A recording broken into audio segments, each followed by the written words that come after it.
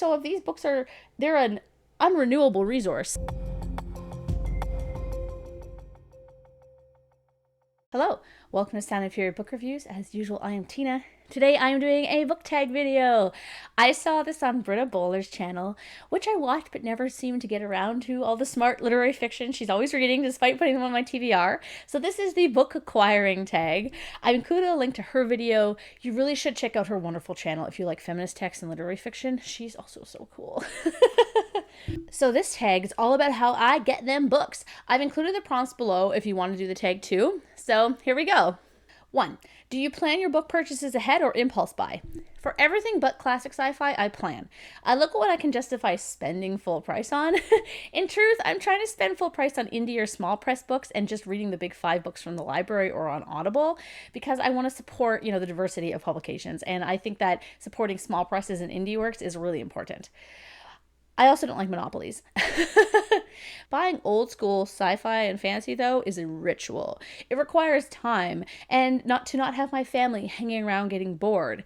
It's cover first, then blurb, then do I want this in my life? Then usually yes. How do you decide what books to buy? Price. No, seriously, I'm so goddamn cheap. I think it's like a deep-seated mental problem. I'm not being callous about mental health. I mean that being cheap, controlling what I buy, is a way I keep control of my life. So I buy new books based on the price, and often only ones I've read before, either on audiobook, at the library, sometimes an ebook, and I want to own on my shelf. I don't insta-buy anything. Used books are often based on price as well, but I tend to be more spontaneous with those because they're cheaper.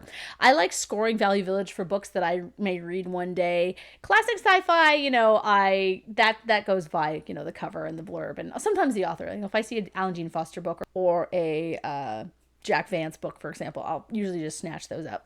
3. What is your philosophy on where you shop? I pretty much only shop online or at used bookstores. Indigo in my area, which is kind of like Barnes & Noble in the States, has really gone downhill. I've found they pump their stores full of junk, scarves and pillows and candles and nonsense, and their discounted books seem to have disappeared. So I don't really go in there anymore because I'm just like, I don't want to spend $40 on one book. I really only shop there for Christmas for gifts for my nieces and nephews who are like 8 to 12 because then I can get a gift receipt if they've already read these books already. Online, I tend to buy from Amazon because usually I'm using Amazon gift cards. Yeah, I know, I should stop at other places, but oftentimes the shipping is outrageous to Canada, so I'd rather just use my gift card and get a book from Amazon. Amazon also has the used book section. I'm not sure if you guys know about this, but you can buy used books from Amazon, and I get a lot of my rare kind of classic sci-fi, like, for example, all my, oh, here they are.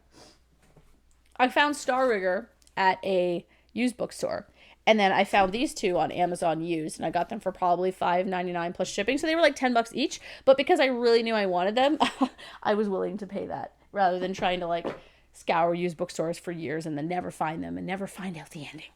Anyway, Star Rigger, great series.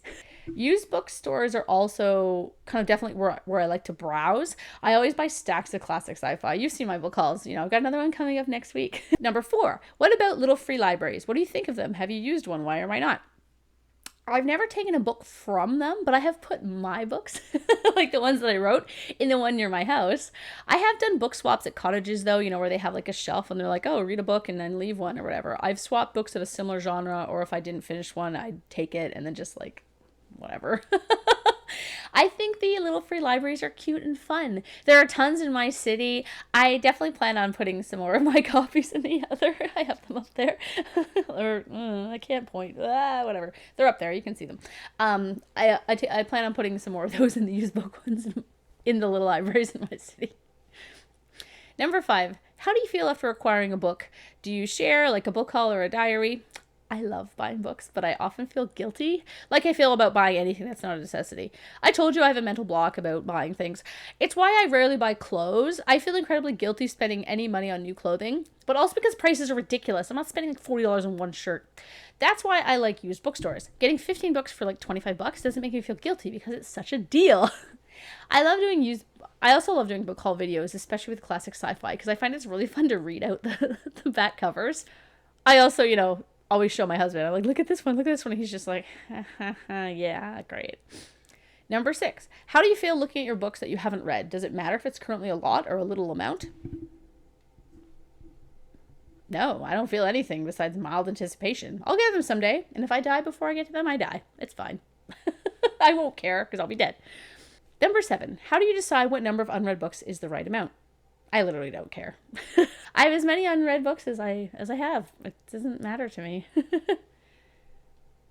Number 8. Do you have a TBR game or a process for reading books? Nope.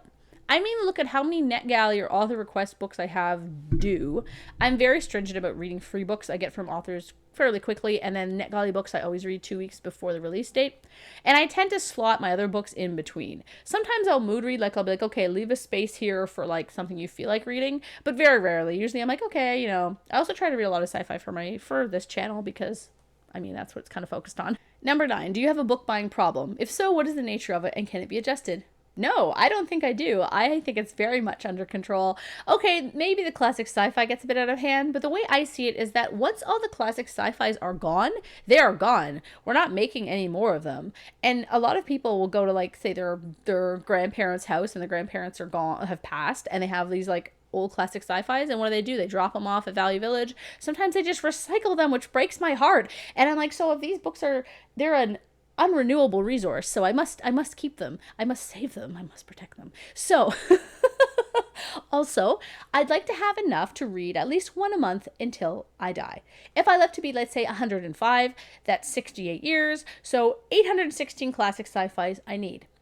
Life goals, guys. Life goals. I say I'm about maybe a third of the way there, so I've got some space. Yeah.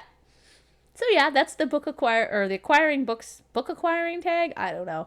Yeah, let me know in the comments how you like to buy books, where do you usually get your books from, and if you have any tips for me of how to spend money without feeling guilty, that would be great too. Oh yeah, okay, thanks, bye.